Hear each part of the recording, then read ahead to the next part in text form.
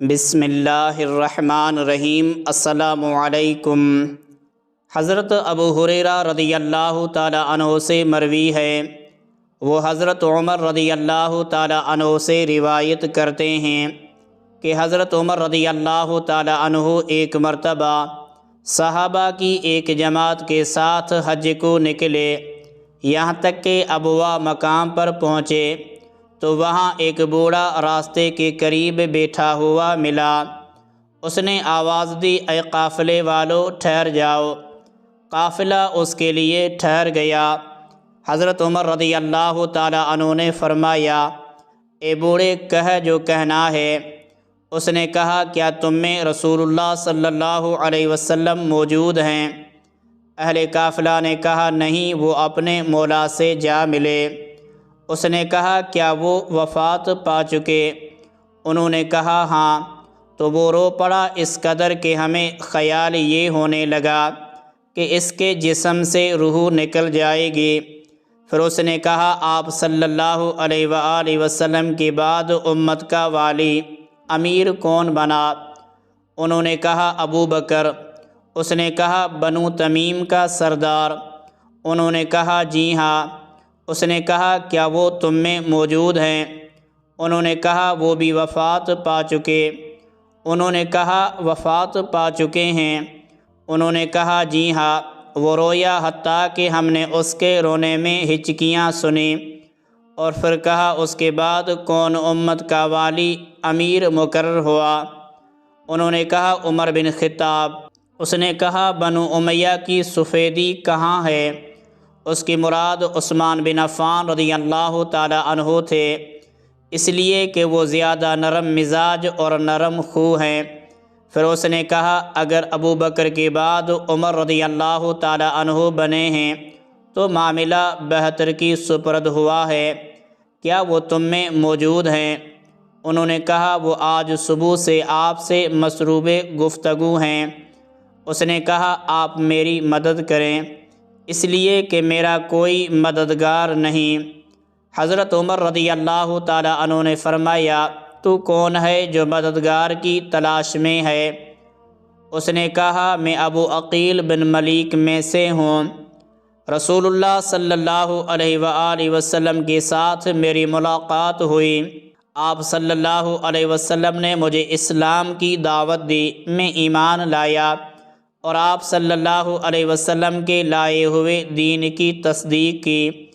آپ صلی اللہ علیہ وسلم نے مجھے اپنے بچے ہوئے ستو پلائے۔ پہلے آپ صلی اللہ علیہ وسلم نے پیا، پھر مجھے دیا۔ اس کی برکت سے جب بھی مجھے بھوک لگی میں نے سیری محسوس کی، اور جب بھی پیاس لگی سیرابی اور خوشبو محسوس کی۔ جب بھی گرمی ہوئی اس کی وجہ سے ٹھنڈک محسوس کی۔ پھر میں بکریوں کا ریوڑ لے کر جنگل کو چل نکلا۔ دن رات میں 5 نمازیں پڑھتا، اور رمضان المبارک کے روزے رکھتا، اور سال کے بعد 10ویں ذو الحج کو بکری ذبح کرتا، یہاں تک کہ اس سال سوائے ایک بکری کے باقی سب ختم ہو گئیں۔ اس کو بھی گزشتہ سب بھیڑیا لے گیا۔ اس کی بچت ہمیں ملی اور ہم نے وہ کھائے، اور اب ہم آپ تک پہنچے۔ آپ ہماری مدد کریں، اللہ تعالیٰ آپ کے مددگار ہوں۔ حضرت عمر رضی اللہ تعالیٰ عنہ نے فرمایا، آپ مدد کو پہنچ گئے، مجھے پانی کی اطلاع دیں کہ پانی کہاں ہے۔ راوی کہتے ہیں، ہم نے ایک جگہ پڑاؤ ڈالا اور ہم نے اپنے زاد راہ کا بقیہ جمع کیا۔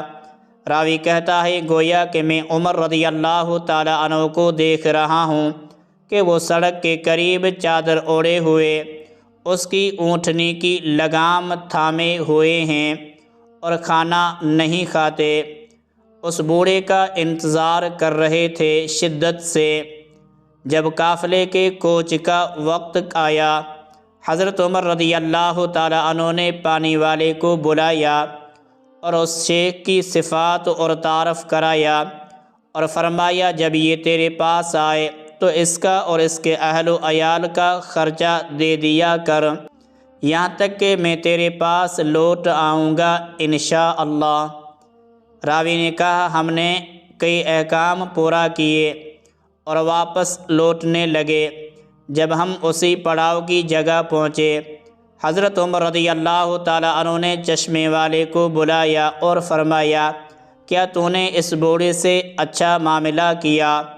اس نے کہا جی ہاں، وہ آپ کے وعدے پر میرے پاس آیا اور بیمار ہوا، میرے پاس 3 دن رہا اور وفات پا گیا۔ میں نے اس کو دفن کر دیا اور یہ اس کی قبر ہے۔ راوی کہتا ہے گویا کہ وہ منظر اب بھی میری آنکھوں کے سامنے ہے۔ میں عمر رضی اللہ تعالیٰ عنہ کو دیکھ رہا ہوں کہ اپنے قدموں کو حرکت دی اور تھوڑی دور اس کی قبر پر جا کے اس پر نماز جنازہ پڑھی، پھر گردن جھکا لی اور رو پڑے۔ پھر فرمایا اللہ رب العزت نے اس کے لیے تمہاری مدد کو ناپسند فرمایا اور اسے اپنے پاس موجود نعمتوں سے نوازا۔ پھر اس کے اہل و عیال کے بارے میں کفالت کی ذمہ داری کا حکم فرمایا، ان پر ہمیشہ خرچ کرتے رہے یہاں تک کہ اپنے مولا سے جا ملے۔